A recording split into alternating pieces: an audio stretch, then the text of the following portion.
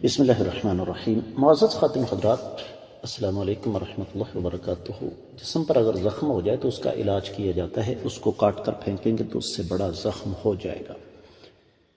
میں نے یہ بات آپ کے سامنے اس لیے کی کہ ہمارا آج کے حدیث کے سبق کا موضوع یہ ہے کہ شرابی کی سزا کا اصل مقصد کیا ہے۔ شرابی کی سزا کا اصل مقصد آپ کو حدیث مبارکہ سے معلوم ہوگا۔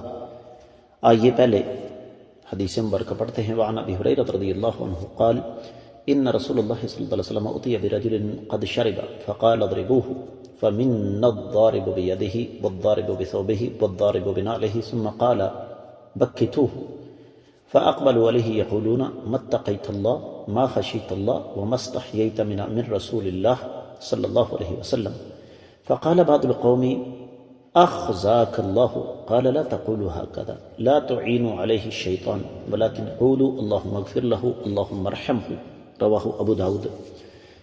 معزز خواتین حضرات، یہ حدیث مشکات المصابیح میں کتاب الحدود شرابی کی سزا کے باب میں 3621 ہے اور باب میں یہ 8 ہے۔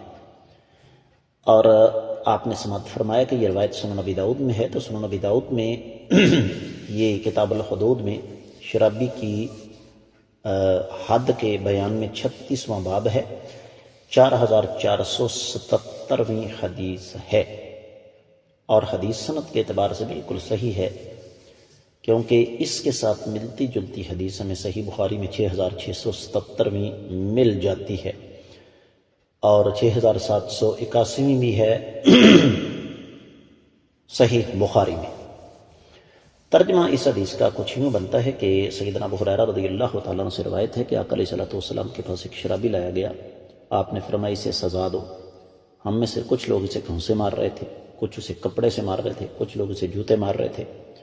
بعد میں آپ نے فرمایا کہ اس کو سرزنش کرو، تو لوگوں نے اسے ڈانٹ پلاتے ہوئے کہا تم اللہ سے کیوں نہیں ڈرتے؟ تم اللہ سے بے خوف ہو گئے ہو؟ تمہیں اللہ کے نبی صلی اللہ علیہ وسلم کی بھی شرم نہیں؟ کچھ لوگوں نے کہا اللہ تمہیں ذلیل کرے۔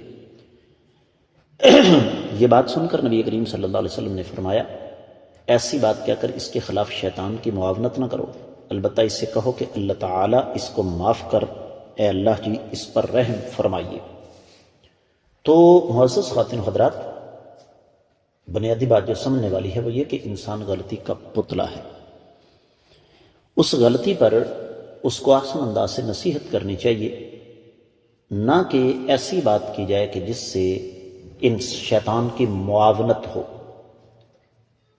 گناہ گار کی مذمت کے معاملے میں حد سے آگے نہیں بڑھنا چاہیے۔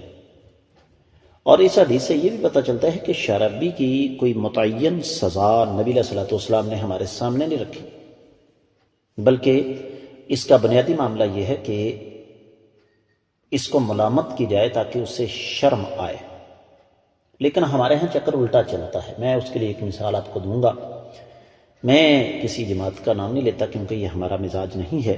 ایک مخصوص جماعت نے ایک نشئی آدمی کو اپنے ساتھ ملایا، چلو ان کے ساتھ مل کر وہ نشے سے توبہ طائب ہو گیا۔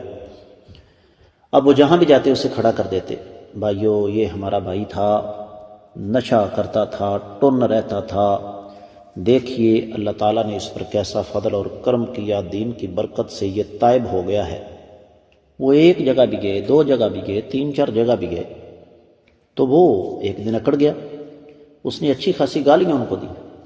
کہتا ہے ظالموں، پہلے تو میں اپنے گاؤں کے اندر بدنام تھا کہ میں نشئی ہوں، تم لوگ مجھے کریا کریا، بستی بستی، گاؤں گاؤں، شہر بے عزت کرتے پھرتے ہو۔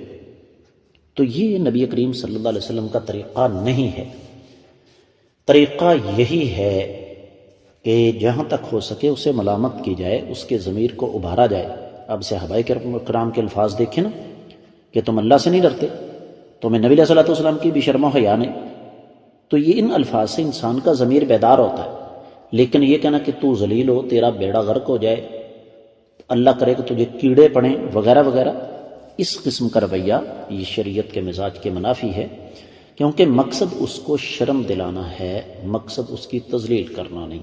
امید ہے کہ انشاءاللہ آپ کو یہ حدیث اچھی طرح سمجھ آ گئی ہوگی۔ اس کے ساتھ ہی آج کے سبق سے اجازت دیجیے۔ السلام علیکم۔